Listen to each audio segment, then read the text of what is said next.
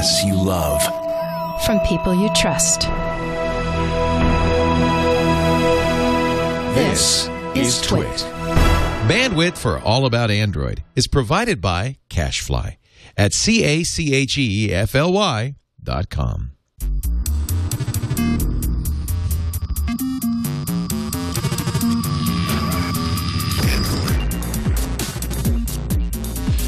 Hello and welcome to All About Android, episode 70, recorded on July 31st, 2012. We are your weekly source for the latest news, hardware, and apps for the Android faithful.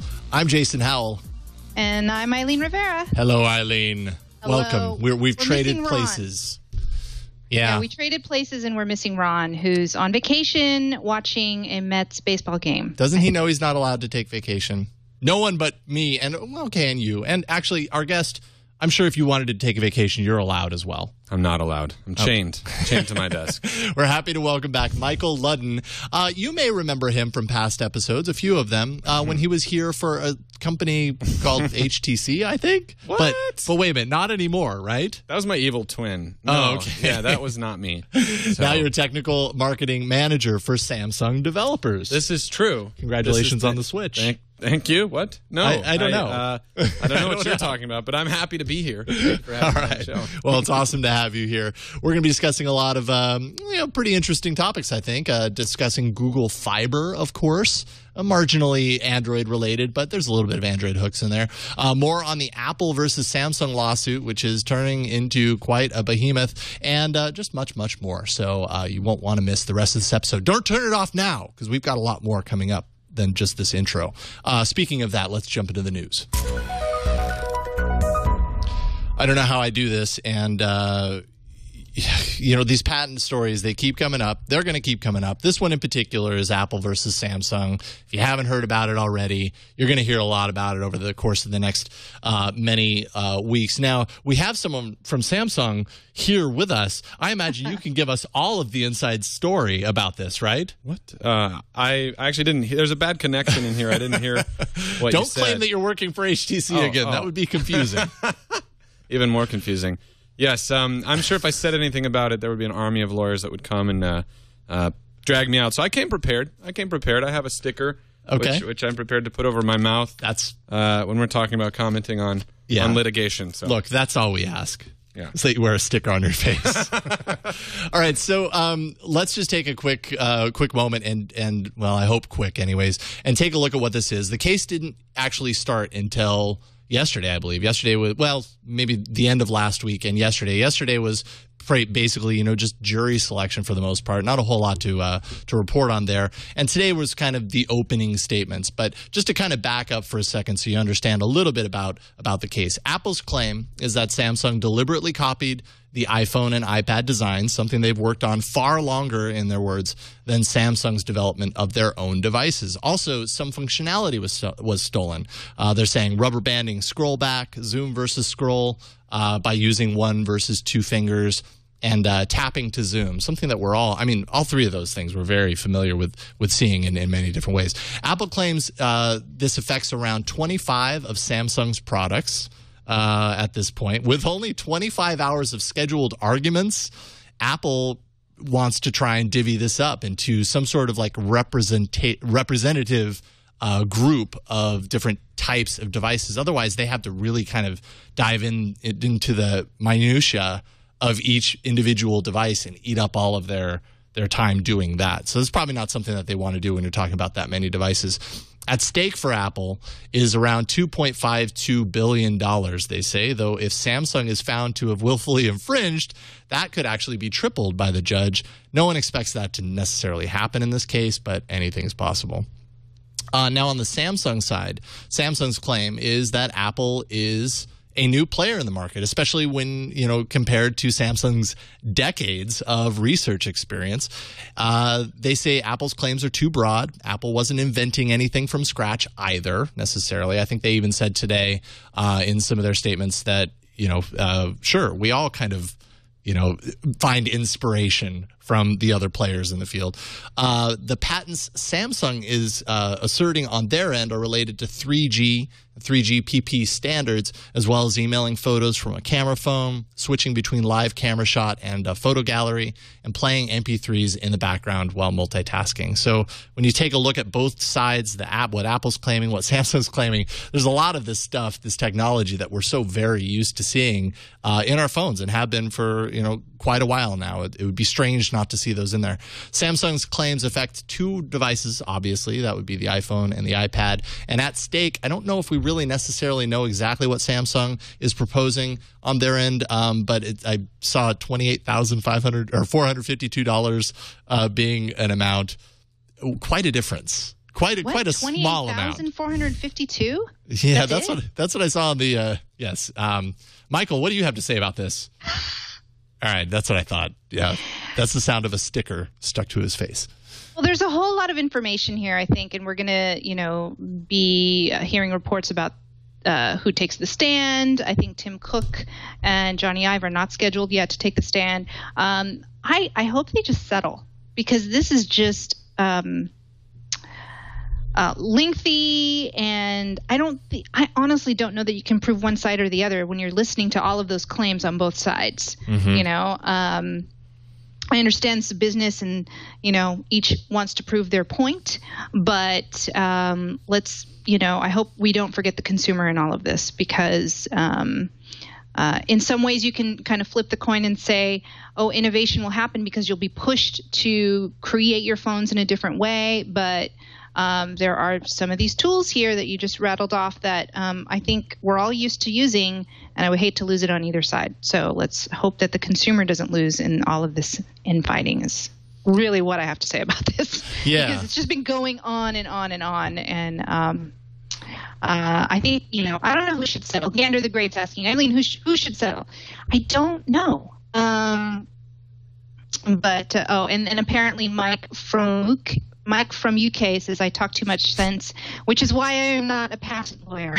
It's very true. Maybe you need to consider that and never become a patent lawyer then. Just too much sense. You know what? There. I think that's a good idea. I don't know. Obviously this is a big deal. It's early days right now. It's the very beginning of the trial. Today's opening statements had Apple kind of showing a timeline of devices before and after the iPhone, trying to show the design changes of what you see now versus then, or isn't it interesting that the timing, lines up? They also, kind of did a side-by-side comparison of their utility patents, the ones that I listed, to kind of see how closely they matched what the others are. And finally, saying that Samsung's charges were reactionary to Apple's claims. Samsung, on the other hand, is taking the stance that the design direction was actually well in place before the iPhone came to market. And they're going to, obviously, over the course of the next few weeks, prove that as the case. We're actually, by the way, as a side note, through all of this, it's very interesting for us because we get to see a lot of things that you wouldn't have normally had the opportunity to see. You get to see kind of how, the design sense at Apple gets you to where their products ended up. Same for Samsung, because they're going to be forced to present these in court, and we're already seeing a lot of really interesting kind of models, from the past that we probably would have never seen otherwise. So I doubt they would love to kind of give away those secrets, because it really gives you a glimpse into how each company designs their products and kind of what their design thinking is. But it is very interesting nonetheless. Samsung also showed older devices prominently, showing that the other companies had invented the technology that was described in each of Apple's utility patents. Just again, basically saying, look, you aren't the first ones to do these things. They exist in other devices as well. Overall, it really sounds like Samsung is basically taking the approach of we are all inspired by each other, and Apple is, of course, saying that's not inspiration, that's all out copying. So it's be interesting.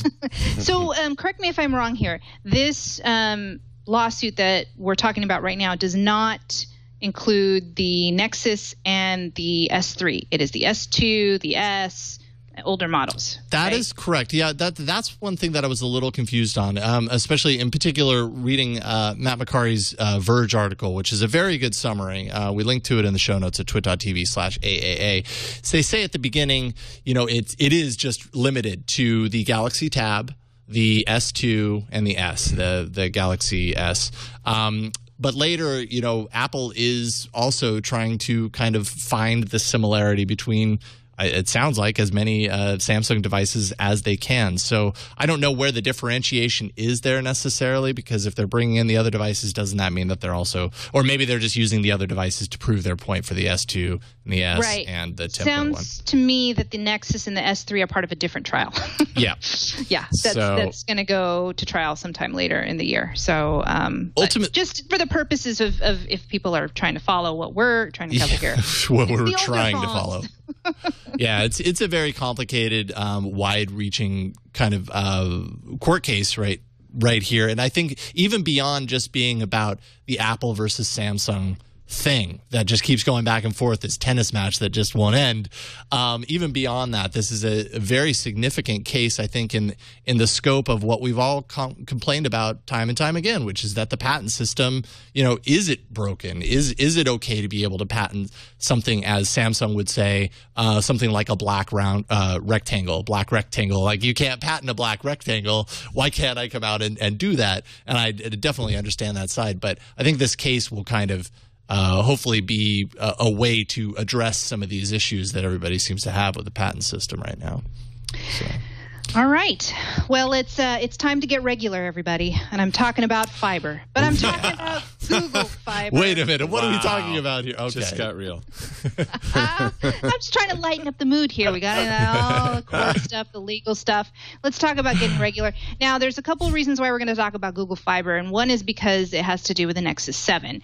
And in order for you to get a free Nexus 7, A, move to Kansas City. B, get a top-tier $120 a month Google Fiber subscription, and they'll throw in the Nexus 7. Yay! Yay! But I mean, there's like three tiers here. Yeah, the Nexus 7. There's 3 tiers here for the Google Fiber project in Kansas City. Local residents can purchase the high-speed internet access for $70 a month, or $120 if you want TV access too. Now that's when they toss in the free Nexus 7 tablet with the upper tier. But there's also the free 5 gigabyte option.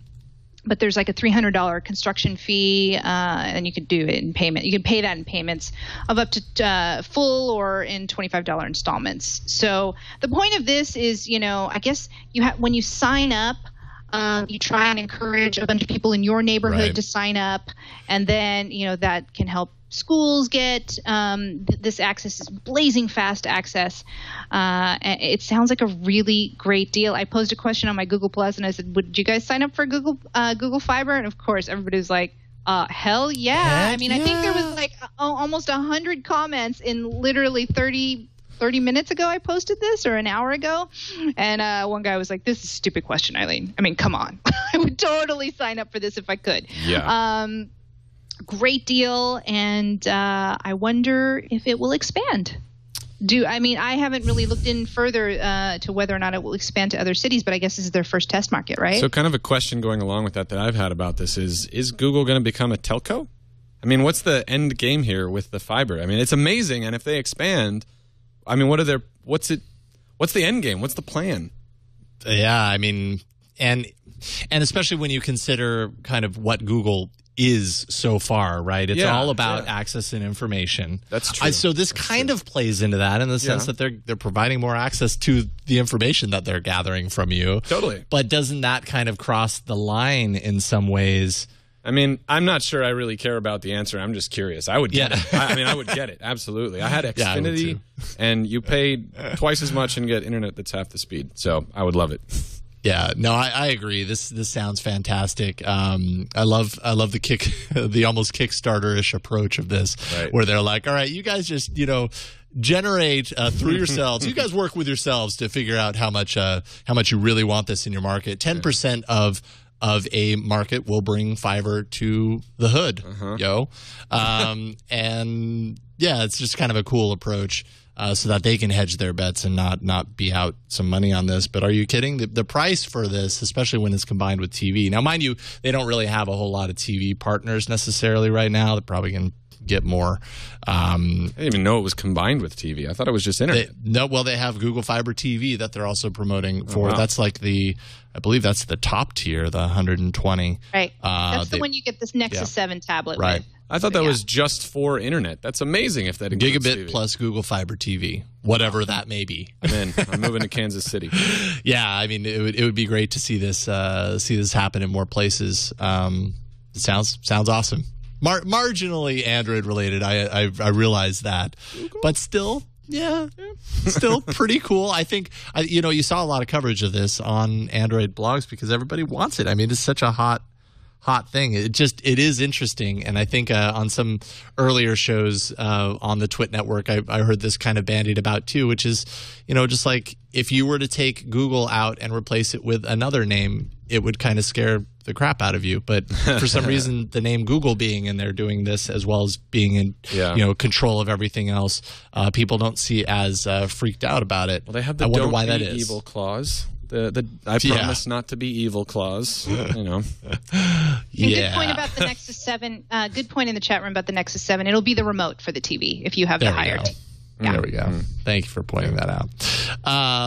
Okay, so Google Fiber. Let's hope for regularity.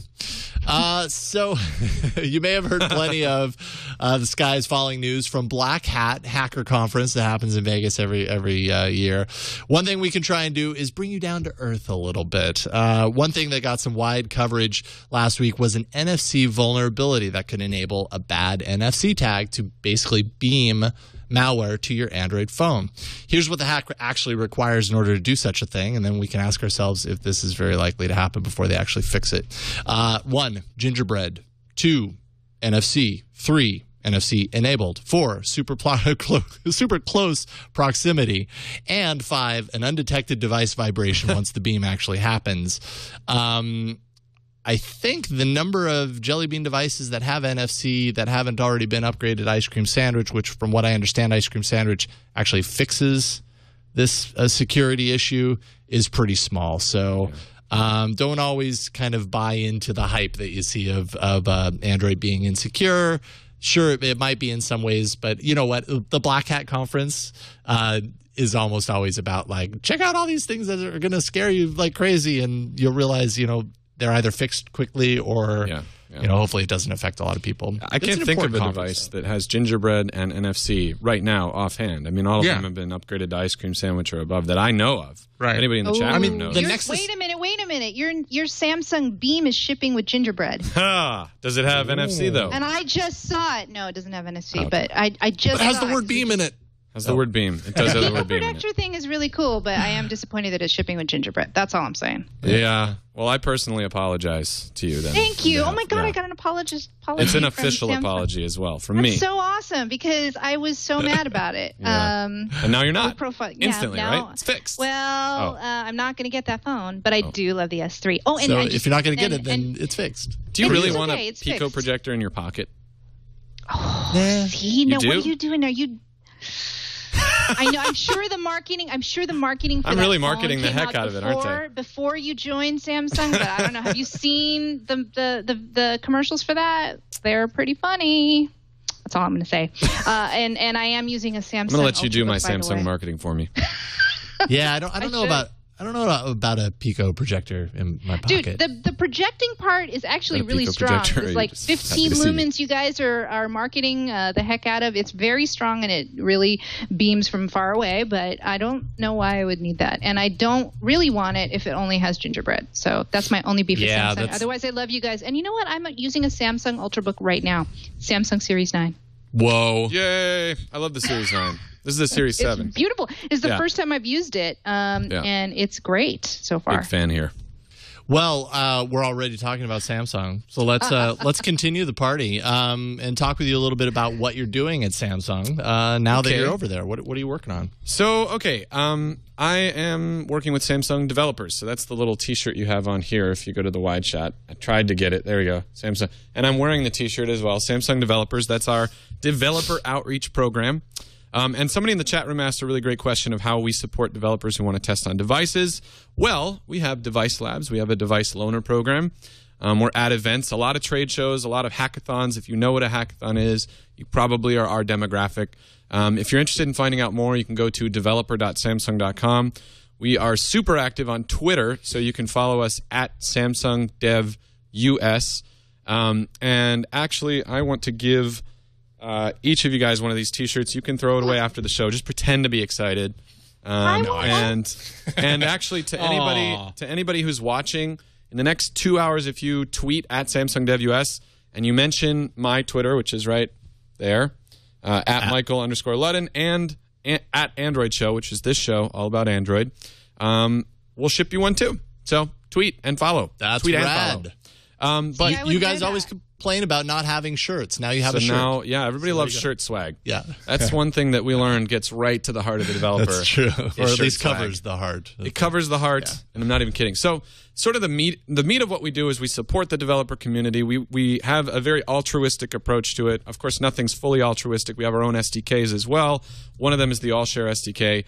Going back to the altruistic approach, we really do want to provide support in the form of devices to test on. Like I said, we have that device loaner program to test your Android apps. Some of you may have heard of a little device called the Galaxy S3, which just launched and sold over 10 million units worldwide already. That's going to be a pretty popular device. You may want to test your app on that device and make sure it works properly. So we have a device loaner program. We're working on getting more Galaxy S3 units to that.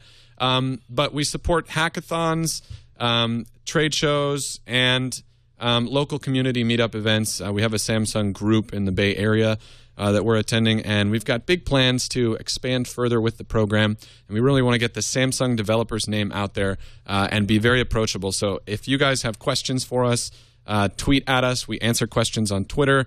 You may see us at events in your community soon, and be on the lookout for future Samsung-related events that say Samsung developers as well. But as far as the AllShare SDK, that's one of the few SDKs that are hosted at developer.samsung.com. And if you don't know what an SDK is, software development kit, I shouldn't assume everybody in the world knows what that is. So a software development kit is a plugin to the Android SDK. So if you go back to that screen, that's the AllShare framework. So on the Galaxy S3, you have the ability to do some really cool stuff. And we really need apps that take advantage of this. And this is about to go live. One of those things is Media Share, you can see down there. Another is Control Share, and another is Screen Share. And there are just a couple of things that a couple of API calls that apps have to make in order to be AllShare framework aware. And those are the three main features that are going to be in 1.0 launching soon. We have a couple of other things you can check out on the website. Tons of sample code, just in general for Android. Some stuff around the Galaxy Note, where you can use the pen to do some really cool stuff, including a new hover event, which has never before been possible on a pen on a mobile device. Before it's tapping the screen, kind of. Yeah, so before it's tapping the screen, you can get positional data on where the pen is. So that's kind of cool. Just lots of really cool stuff. So definitely follow us on Twitter and be on the lookout for more news.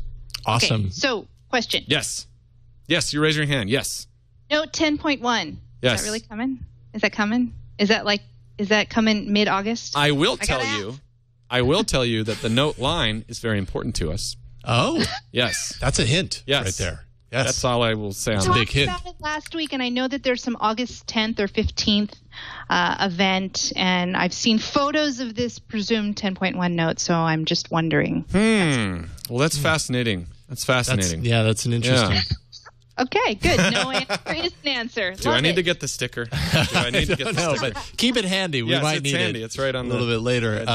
That's really cool. So, and just before we move on, so there is AllShare. Yep. There's S Pen. What are some of the other things, real quick, that developers can do with the S3 that are kind of specific to that can kind of get them charged? So right now, we're really trying to shift the focus to AllShare and some of the really cool stuff that you can do. 1.0 includes just those three features.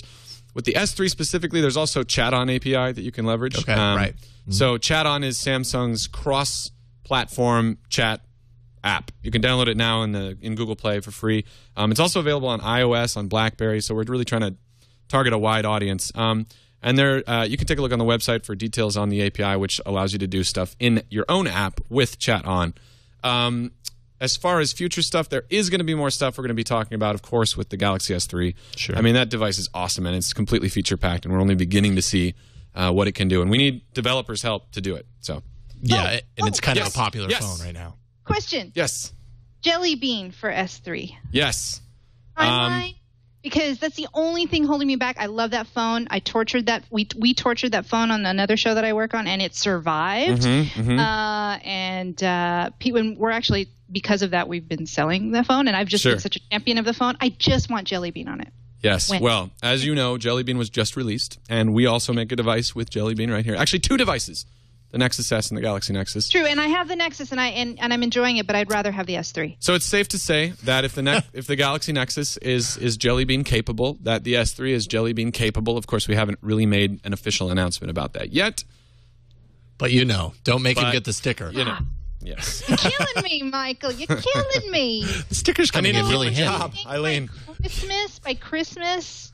I need to keep my job. But I want it too. I want it too. I'm just like you. I want it too. So one quick question that I didn't even mention about, because someone in the chat room brought it up, and I was like, yeah, that's right.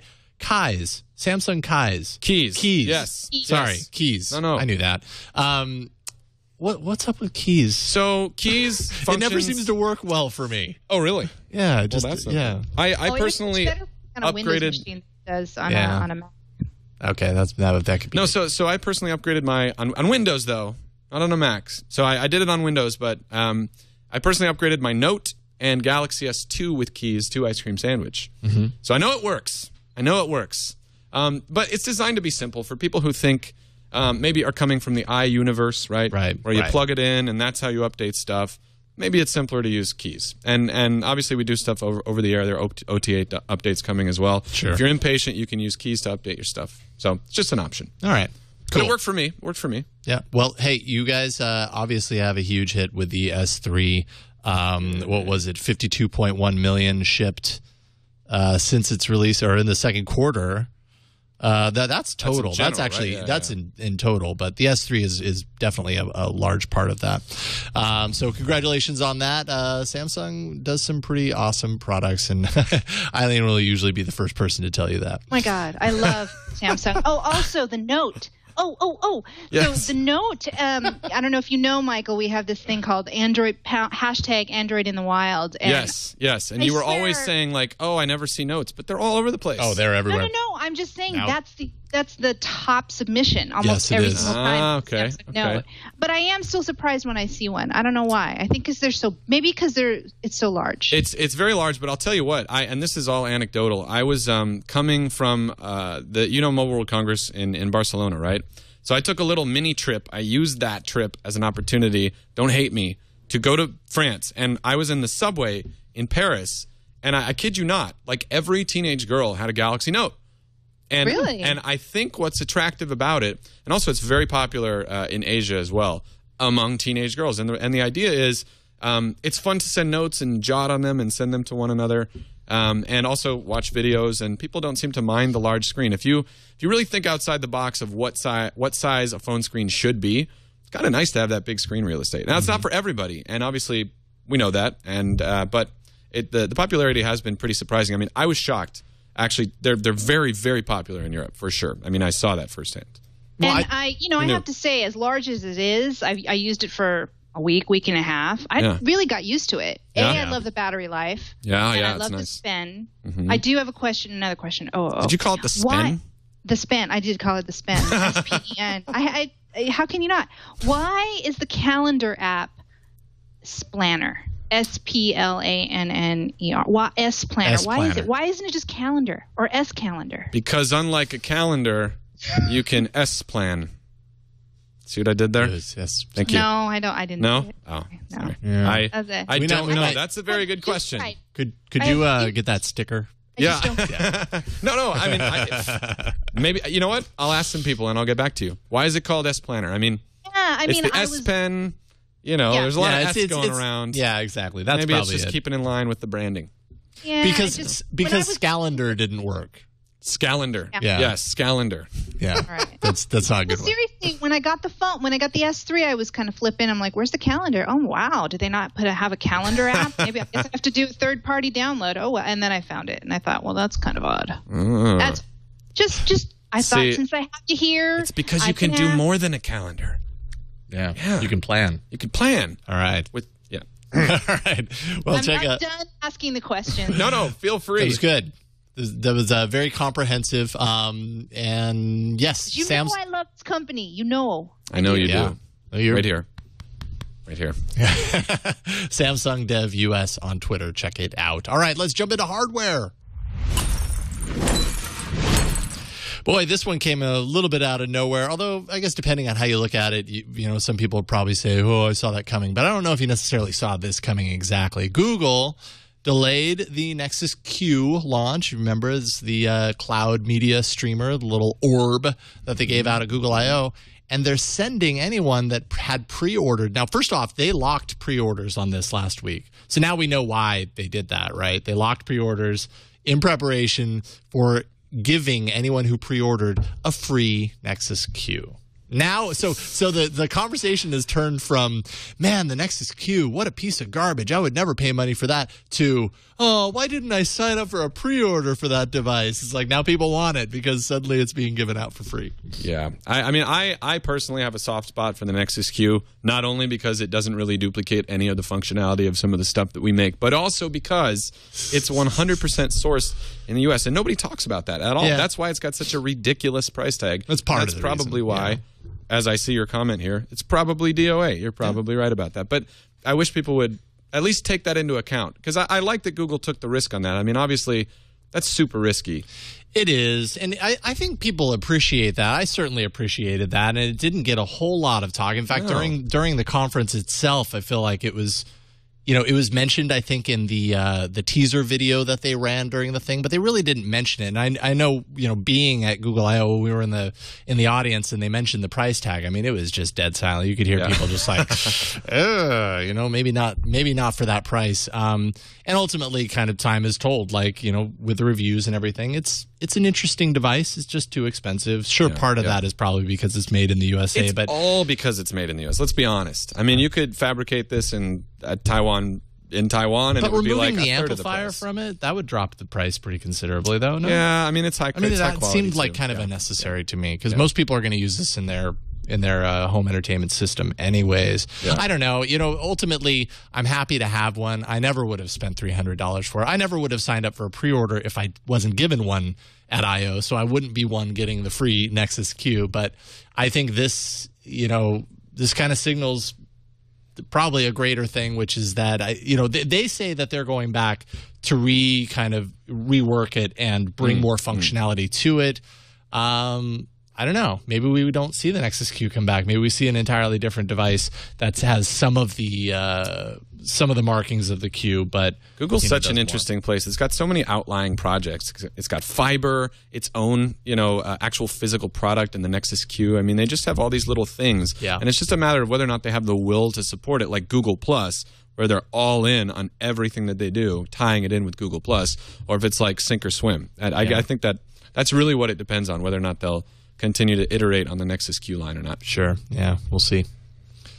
All right. Well, moving on to Google TV. Last week we talked about the Vizio, the $99 CoStar Google TV available. It's available for pre-order, shipping August 14th, and the pre-order sold out in 12 It's available. hours. No, it's not.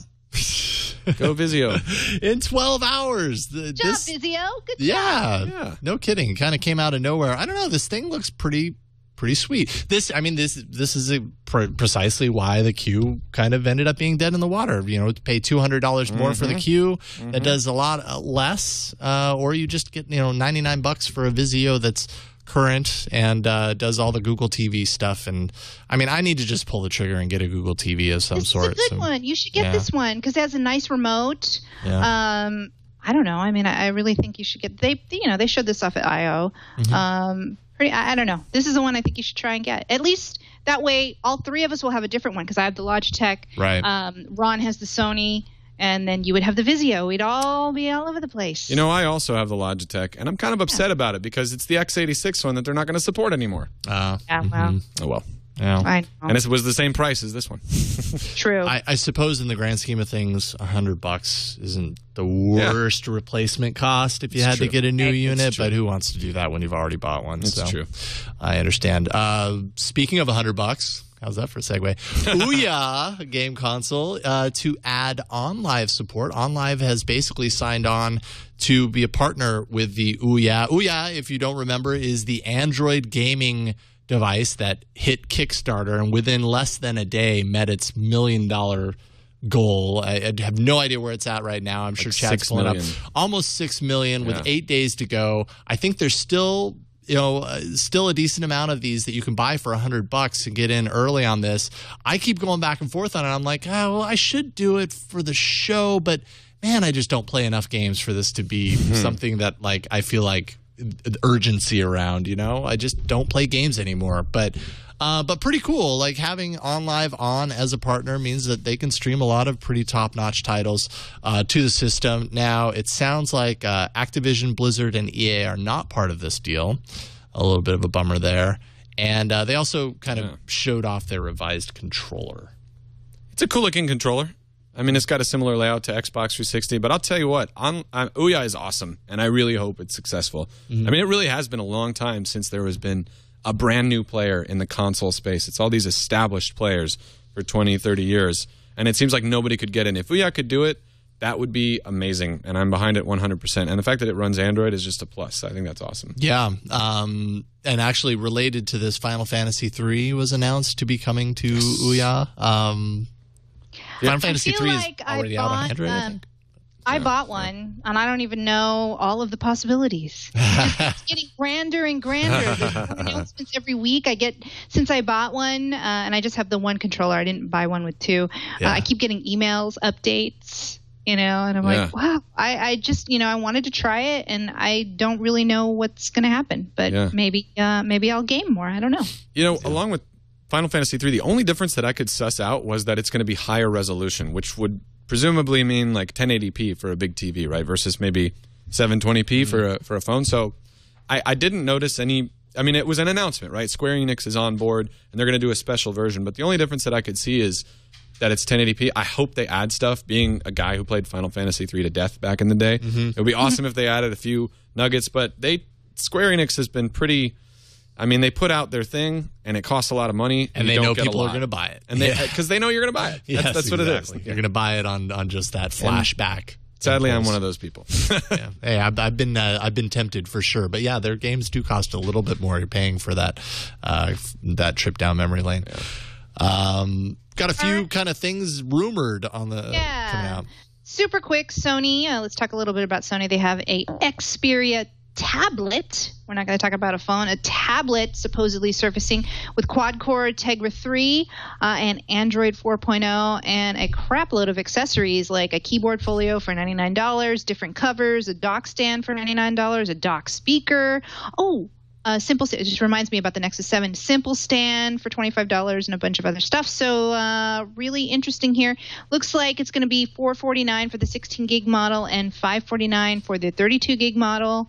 $449 for 16 gig with the Nexus 7 out. Okay. $649 for the 64 gig. Pretty pricey. So that is rumored. I just, I read something, I forgot to put it in the lineup, but there seemed to be a Nexus 7 dock that might be available soon. Do we have that in our lineup? I don't believe we do, but I saw about that too. Yeah, the dock that you can just kind of lay the Nexus 7 on the side. Oh, I love that. I think I'm using the pogo pins on the bottom, which everybody's been wondering when that's going to be used. I mean, this is and that's the only time that I've ever used a dock like that is with the Rime.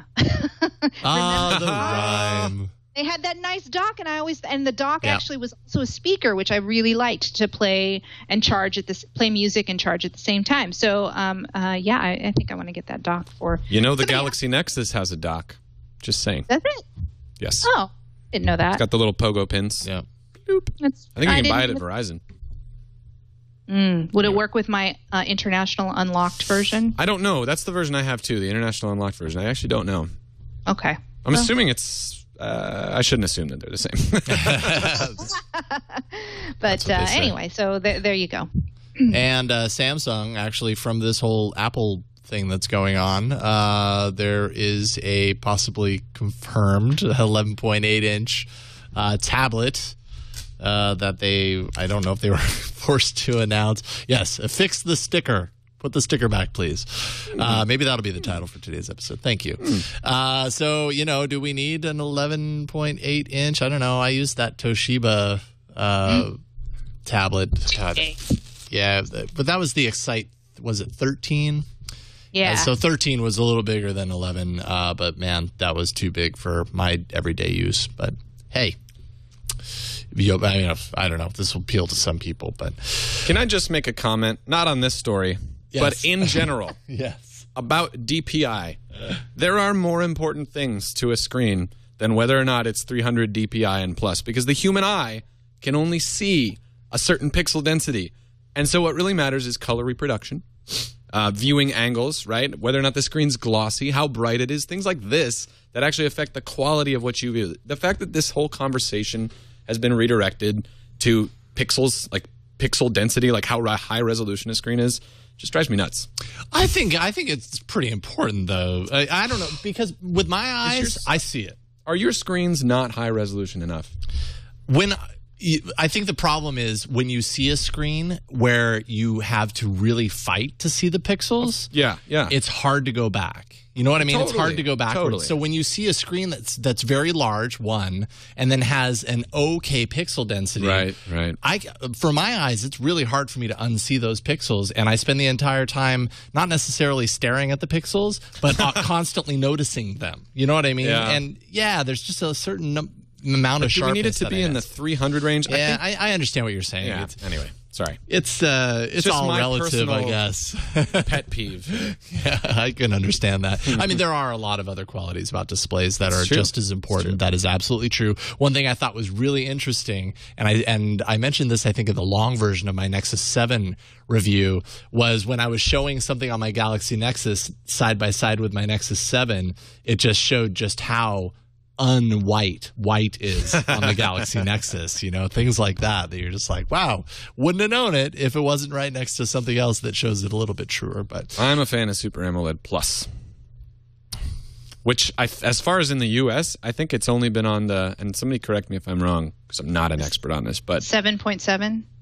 Was it on the 7.7, the Plus? I thought it was. I know it was on the Galaxy S2 Skyrocket. I know that. Oh, okay. For AT&T, but that was only 800 by 480. Mm-hmm. If it's on the Tab Plus, that's pretty sweet. I love that Tab Plus. Because the whites look white on a Super AMOLED Plus, and the subpixels are all there. It's not pentile. Just a real quick note, and this was actually kind of brought to mind because over a couple of days ago, one of our editors here, Jeff Stewart, sent me an email, and he's like, my Droid X, I think it's the X2, is done. I need to renew my contract. I'm thinking of getting the LG Lucid. What do you think? And I was like, are you kidding? The LG Lucid is $49. The Galaxy Nexus on Verizon, by the way, is $99 now, and it's like in the realm of kind of almost budget Android phone. So I just wanted to kind of point that out. $99 for the Galaxy Nexus. The Galaxy Nexus is going to be relevant much longer than most of any other Verizon budget phones. So if you're even thinking about it, just do the Galaxy Nexus. On top of that, you also pointed out, Michael, HTC One X on AT&T for $99 as well. Pretty decent phones that are coming out and being lowered down to $99. So not a bad time. Obviously, you always run into but if I wait a few months, I might know about the next Nexus and blah, blah, blah. And you can play that game a million ways. So, anyway. Also, I should point out that the international unlocked version that Eileen and I have, which it has a rare quad band radio, which does HSPA Plus on both T-Mobile and AT&T, is $349 on Google Play, which is pretty sweet. That's a really low price for an unlocked, out-of-contract phone. Totally. Absolutely. All right, let's move on to an email, and this is from Richard, who listened to our last show. Had a couple of notes for us, which I thought was really good stuff. He said, I hope I'm not stepping on anyone's toes. I'm like, no, that's what feedback is for. You have to correct us or, tell us what you found. He wanted to mention that you can also run Flash on the Nexus 7 by downloading the APK for an older version of Dolphin and just not updating it. So if you updated Dolphin recently, that's why you're not going to be able to run Flash. Because I had run Flash using Dolphin originally before the system update, before the Dolphin update as well. He wants you to know about some awesome apps to use with the Nexus 7. One is Battery Widget, a free app that creates a battery widget that you can customize. But the best feature is that it puts the life of the battery in the status bar. Yes, I know Android does this standard with a percentage. You always know how much charge you have. Also, you can customize the status bar icon for colors and whatnot. He also likes ultimate rotation control. He says this is the must-have app if you own a Nexus 7. Again, this is ultimate rotation control. Allows you to rotate the screen without root. Works on home screen and in all apps. But what makes this app really special is that an icon sits in the notification bar with 3 settings that you can choose to switch to it at any time. Also, another app he says that you should download is Tablet Talk. Syncs with your phone and allows you to send and receive text to your Nexus 7, as well as caller ID on it that you could choose to ignore. And Foxfi. Foxfi. I did that again. You did. I reviewed that app, and you guys liked it. I think it even won that week. I don't even remember. Foxfi. Foxfi. It's the app that allows you to do Wi-Fi hotspot, wireless hotspot. With no root? And Wi-Fi tethering without root. And apparently it works on the Nexus 7. So, Richard, thank you so much. And those are great suggestions. I hadn't even tried Foxfi. I can't even do it. I just, in my head, I want to say Foxfi yet. But those are great. Battery widget, ultimate rotation control, tablet talk, and Foxfi are 4 apps that Richard suggests if you have a Nexus 7. 4 more download ways them to today. improve your Nexus 7. I love it. Quick correction there. I think it's Skywizam in the chat room said it's pentaband, 5-band, pentaband, not quad band radio in the international unlock. Oh, in the international. Yeah. Got it. Cool. All right. I guess it's time to move on to apps. Nice. Who uses Spotify? Woo! I actually use Rdio more, but Spotify's pretty good because it goes free on Android today. I just downloaded it. So originally I had to have – there's the premium. You pay like $10 a month or whatever to be able to use it mobily, but they've stripped that now, and essentially Spotify on Android is the same experience on desktop if you use the free version. So you can play anywhere, you can create stations, you could save songs, all that good stuff. So check it out if you are a Spotify user, or if you're thinking about using Spotify. I'm thinking about using it more. So now that they've opened it up where I don't just listen to stuff locally on Spotify and I have to have that, a monthly service fee, I'm going to check it out more. So more incentive for Android users out there. Sparkling Cyanide says, so I'm paying for it for nothing? Lol. Well, Good question. And Chad agrees. That's how I feel. I'm like, well, should I cancel my subscription now? Yeah. Okay. I'm not quite sure. You could. The subscription still costs money. Ads, right. We get $10 ads a month. On the free. Right. Yeah. So I think I think it's like a dead trigger type of situation where it initially costs 99 cents and now it's free. And so those who bought it, it's kind of like, sorry, thanks for the money. Yeah. Yeah. Now, if you still have an iOS device, so like I have an iPad that I listen to music in my house with, that I'd still need to pay the $10 for to get any music on that. Really? It's not free on iOS? It's not free on iOS. Oh, interesting. I wonder why. So it's very weird. Yeah, it's like, well, maybe I just don't need to use it on my iPad that bad. I wonder why then they would differentiate between the two platforms. I'm curious to know what their reasoning is on that. Well, I mean, I think statistically, there's still a gap where more people are willing to pay for stuff on iOS. It's closing. More people are willing to pay for stuff up front on Android, but there's still a little bit of a gap. So I think a lot of apps just choose to go free to play on Android. Yeah, different approaches for sure. So Google has this new handwrite for mobile searches thing, and I think it actually, I know it actually works in Chrome. I'll go ahead and open Chrome, and I've actually already activated it. So if you show my display here, you have to enable it in your Chrome browser.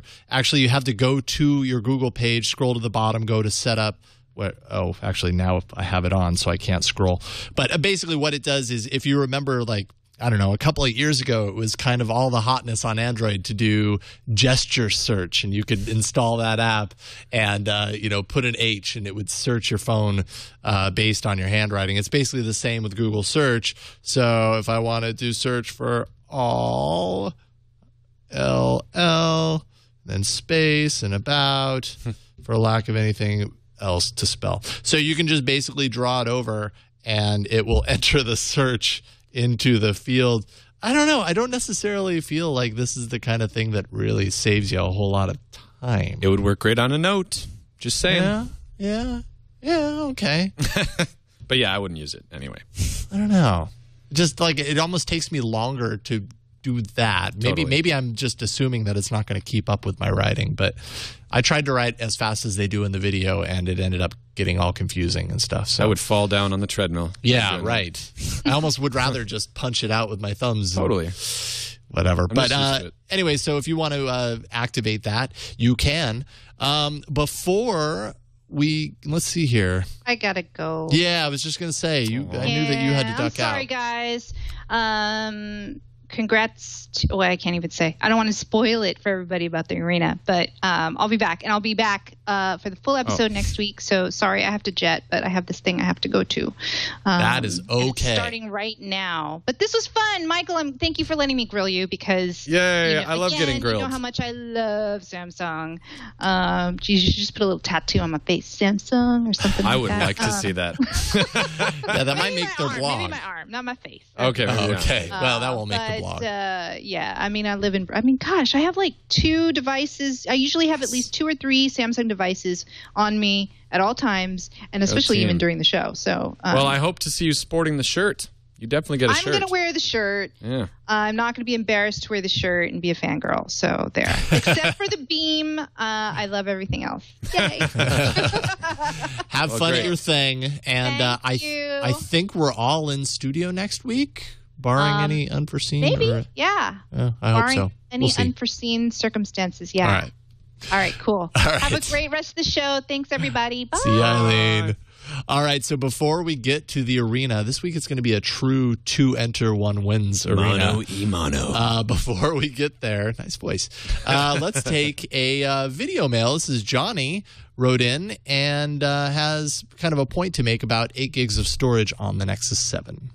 Hey, what's up, all about Android? Johnny the Geek here, and I wanted to voice my opinion as to why I think the 8 gig model Nexus 7 tablet is a better value than the 16 gig model, and that's because it should not cost $50 more to add in another 8 gig or to replace this 8 gig chip with the 16 gig chip, because I don't think they need to re-engineer anything or use any specialized 16 gig chip. I think it's just a simple process of, instead of putting an 8 gig chip, they put a 16 gig chip in here. And for an extra 8 gigs, $50, I think that's probably where they're going to make a lot of money, right? So I thought it was interesting as well when Jason Howell said, well, it's only $50 more. And if you think about it, would you actually pay $50 for a 16 gig USB flash memory drive? Probably not. So that's why I think the 8 gig model is a better value. What do you guys think? Thanks for listening to my question, and keep up the great show. Yeah, I probably did say that. I think what I meant by saying it's only $50 more is not necessarily $50 is a great price for 8 gigs of storage. In general, I think what I meant is you kind of don't have a choice. If you want 16 gigs on here, you got to pay $50 more. I really like there is no that we've seen yet. Maybe they'll start hacking it. At this point, I don't know of a way to, or anybody showing you that you can pop open the Nexus 7 and just pull out the flash memory and replace it with 64 gigs of memory. I'm sure someone's going to do that if they haven't already. But that's kind of, that's less of an option right now. The question I guess you have to ask yourself when you're buying the Nexus 7 is 8 gigs enough for me out of the gate? Yeah. If Eileen were still on, she'd say no. I would disagree with her if she were still on and said no, because I've never run into an issue where it's like, oh, mine's only 8 gigs or 16 gigs. The issue I've run into is in terms of space allocated for apps, right? Right. But in terms of storage space, there's so many cloud options, and I'm always connected. If I don't have internet, I have my hotspot, and I'll connect my tablet to it. I haven't really ever run into a problem where it's 8 gigs or 16 gigs. If you have a lot of pictures, store them on Google Drive or, whatever service you want, Dropbox, whatever you want. And you can stream them on the fly using the app, and you don't have to keep them locally. So I think there's just so many cloud options now that I don't know why people buy 64 gigs of stuff. Unless you just don't have any internet where you are and you can't stream anything, why do you need to have all of your music and all of your pictures local on your device, which is essentially a device designed to get you on the internet constantly anyway? Yeah. Well, I think definitely a part of that is kind of habit. That's what we've done for such a long time, especially like I just stumbled across 160 gig. Maybe that's not big in the world of iPod anymore, but my old iPod Classic from like 5 or 6 or 7 years ago, it had 160 gigs, I think, of music storage on it. And when I got that, I was like, I could almost put all my music on there or whatever. How often did I actually listen to all that music? Yeah. Hardly ever. But I don't. Yeah, however, if I was buying, and when I buy another Nexus 7, I will probably get the 16 gig because I'd rather max it out. Yeah. And I suppose that's what I'm saying is if maxing it out to its fullest potential costs $50 more than its less potential, I consider that okay. Now, is $50 more than what you'd spend if you bought a flash drive and just did it yourself? Yes, but that's not really an option. Yeah. Business, companies that create hardware, they're going to do this. This has happened. Whether that's right or wrong, that's another story. But they all do this in some way. They all charge you a lot more for extra features than it probably costs to put them into the device. Turkey Troll made an interesting point in the chat room, which is that, well, I don't know if this is true or not, but most people who like the 64 gigabyte devices are iPhone users because Apple doesn't stream; they sync. Right, and that is by far the most popular music service in the world, right? That is a very marked difference between the approaches of Apple's kind of cloud approach and Google's. That's a really good point. I will admit, by contrast, just to be a devil's advocate, that it is nice to just have everything local and not have anybody else's hands on my stuff. Right. So no, absolutely. There's something to be said for just kind of having it there when you need it and not having to think about storing it offline or whatever. True. All right, let's enter the true arena this week. To enter, one lives. Android Arena.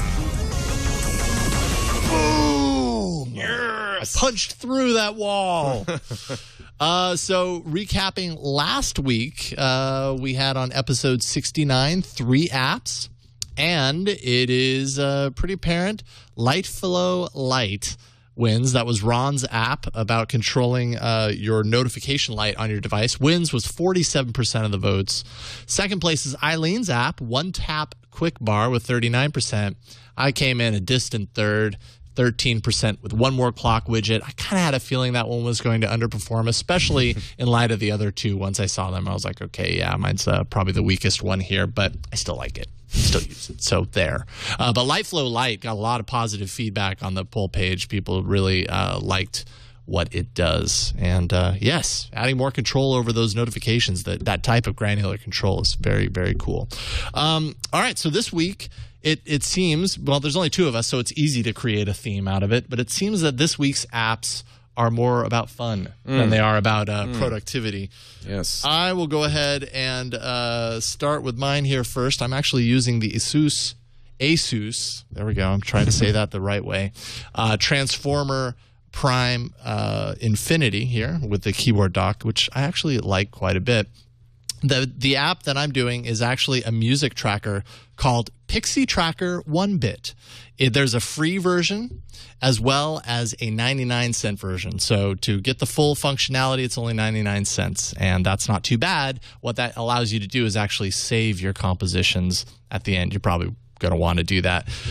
There are a lot of music trackers on Android, and so it's hard to say, which is better than others, and it's debatable whether using an Android device is the best, approach at creating long compositions and stuff.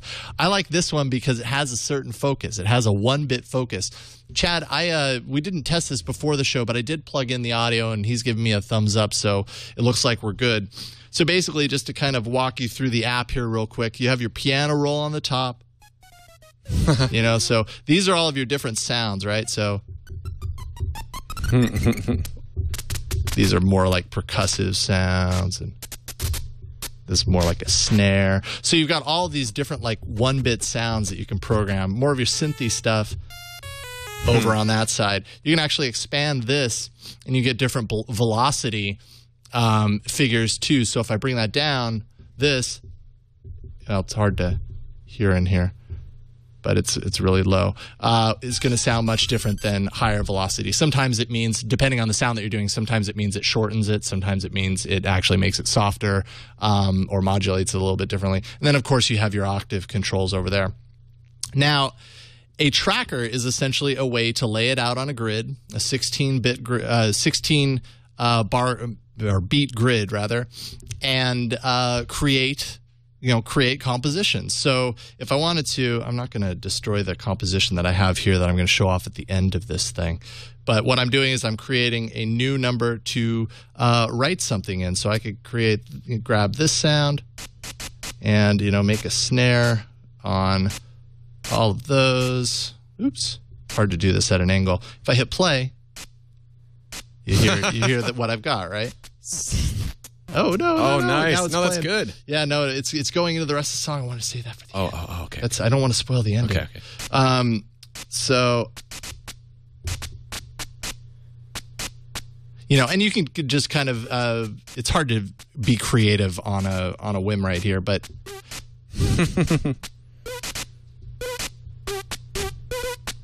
whatever. You can do this. This is a horrible song. I completely realize I'm going to go ahead and delete that because I did spend a little bit of time creating a masterpiece that you might recognize when I hit play. It's very easy to program these songs on here. And I think what I really like about it is just kind of the 1-bit quality to it. It's really easy to kind of create something that you might have had on like your Sinclair or I don't know, some really old ancient machine that back in the day you were like, wow, that sounds really good. Now you're like, wow, that really hurts my ears. But I appreciate that. I'll go ahead and hit play on my little song here. If you could turn it up in the studio, that'd be great, Chad. I want to get down to this. Yes. Oh, yeah. Wow. Uh-huh. You might recognize this song. Did you do the whole song? I don't know. Well, I did part of it. You did this? It's amazing.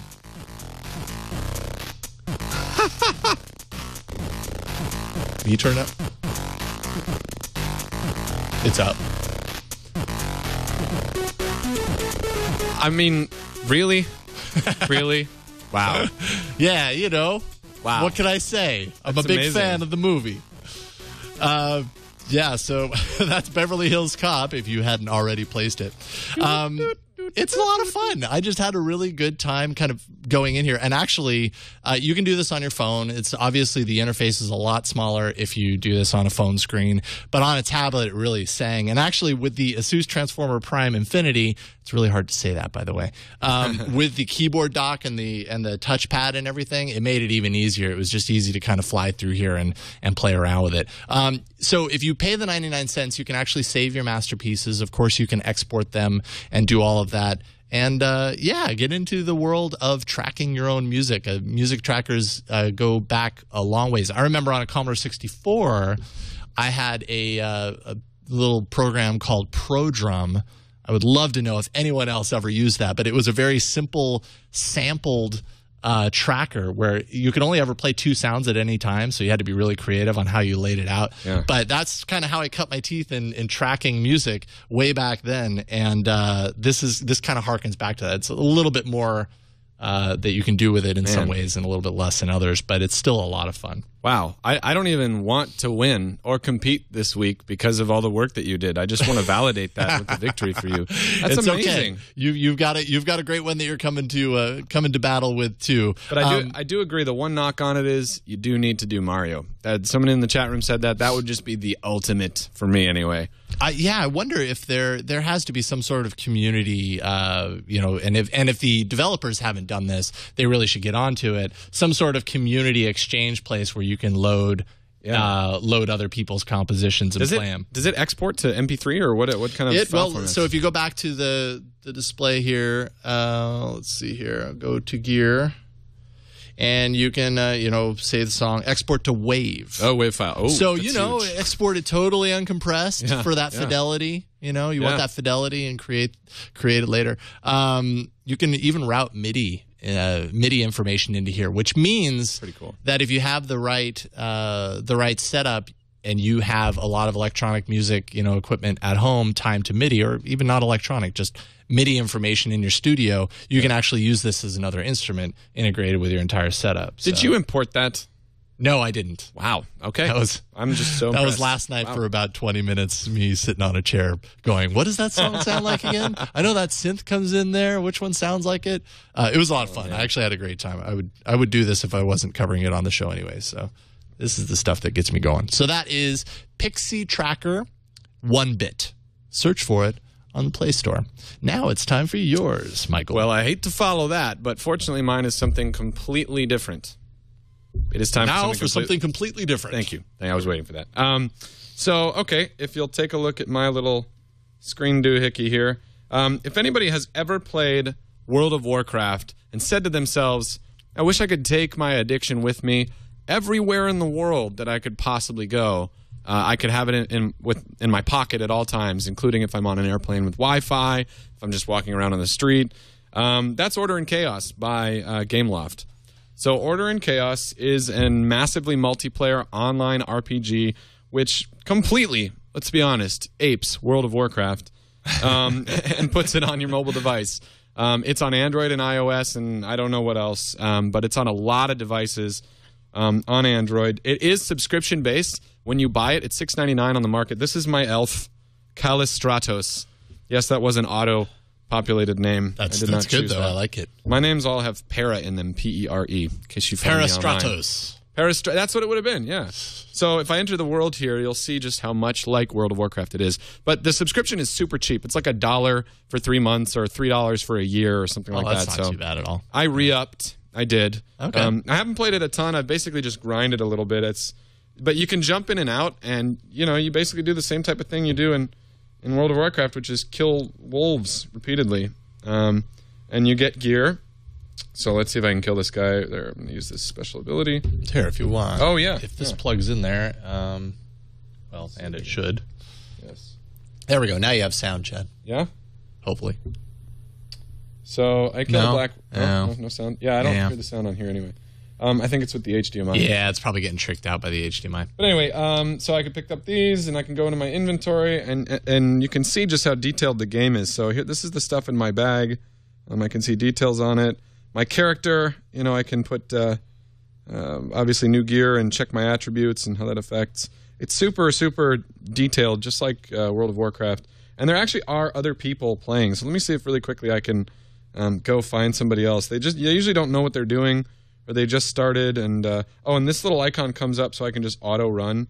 That's nice. There's some nice touch specific features. I mean, they really do a good job of taking the World of Warcraft experience, allowing you to really jump in and out wherever you are, and it's on a lot of devices. I know it just updated to be on the Nexus 7 as well, and obviously I'm playing it on a Galaxy Nexus. No, don't want to go in the water. So yeah, you can. I mean, it's really pretty exactly like it. You go up to somebody and there's a quest. Come back when you've killed 5 things or whatever, and pretty much all the mechanics, including PvP, that you could ever want in World of Warcraft. So World of Warcraft addicts, you can blame me. Because now you get to play it on mobile. Yeah. Oh, here's another guy. Look at this guy. Or wait, no, this is a guy. So let's see if I can have an impromptu thing happen here. Let's see. I love being able to farm. I've asked a duel. Okay, let's see if they accept. They're a level below me. Oh, it's starting. The duel's starting. Okay. 1. Fight. Boom. Die. Oh no. And now I'm winning. Wait, am I? Yes. I just mean I don't like seeing people suddenly get into a fight in front of me. This is kind of uncomfortable. I'm sorry. Do I jump in and try and separate you two? And that's the other thing I should say is there's a full chat room. Like, yay! What did I get? I just defeated. Sorry, guy. I mean, I'm happy for you, but I feel bad for. You can see the chat here. I can say, thanks, GG, HF, LOL, TTYL. Bro, I'm just going to assume he's somebody's going to come in and like cast a spell on you, and you're going to Sorry, Riot got booted. What's your class? You see, I don't even know what that means, but I'm sure if I played enough, I would. So anyway, that's Order in Chaos. Wow, in your pocket. In your pocket. Yeah, so that's great. Your addiction goes everywhere you do. And because it's syncing to the servers and everything, if you have multiple devices, I imagine that means it saves your progress between devices, so you're not picking up from... In fact, just for this, I downloaded this on this device. Unfortunately, it doesn't scale very well to a 10-inch tablet. Like a lot of the textures are not up-resed, and so it doesn't look very good, but you can play it. It works on an Asus Transformer Prime. I know that. So. Okay. It works on a lot of devices. It's fun, scalable. If you need to waste some time and you're connected to the internet, it's usually pretty good. Over 3G as well. Usually, if you're playing those games, you aren't just wasting some time. You're wasting a lot of time. Touche. So, that's why I've steered clear of those. As awesome as they are, it almost seems like dangerous. It seems like a danger zone. Awesome. That is Order and Chaos Online, $6.99 in the Play Store. So you can go and vote for your favorite app, game, whatever you want to call it from this week. bit.ly/AAA poll. No, sorry, AAA 70 poll. bit.ly/AAA 70 poll. Let us know which is your favorite from this week. Is it Pixie Tracker 1-bit or Order and Chaos Online? How would you prefer to waste your time? There we go. That's kind of what it boils down to this week. I believe that is it. Boom. That is it for this week. This was a great episode. Thank you so much for stopping by, Michael. Anytime. This is awesome. I love All About Android. Thanks for having me on. Yeah, we're always thrilled to have you in here. I realize you kind of already plugged stuff, but any last plugs maybe for your own Twitter or whatever you want to do? Michael_Ludden is my Twitter. Feel free to follow me. Feel free to follow us at Samsung Dev US, and we do give away stuff frequently. And if you have any suggestions, we do respond to tweets. We want to hear from you, the developer community. Excellent. Hit them up.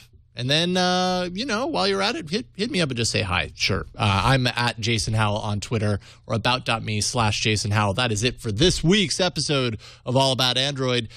You can leave us a voicemail if you want to take part in the show at 347-SHOW-AAA. You can send us an email or a video mail, much like Johnny earlier today, if you send us a link to aaa@twit.tv. Find us on Twitter. We are at Android Show. Our show notes can always be found at twit.tv/AAA. That's our entire unedited show notes are there when this episode posts. So you can find all that stuff that you may have missed while you were driving. Past episodes on our site as well as iTunes and YouTube. And finally, you can catch us live every Tuesday, 5 p.m. Pacific at live.twit.tv. I've lost my train of thought. Have a great week. We'll see you next week on another episode of All About Android.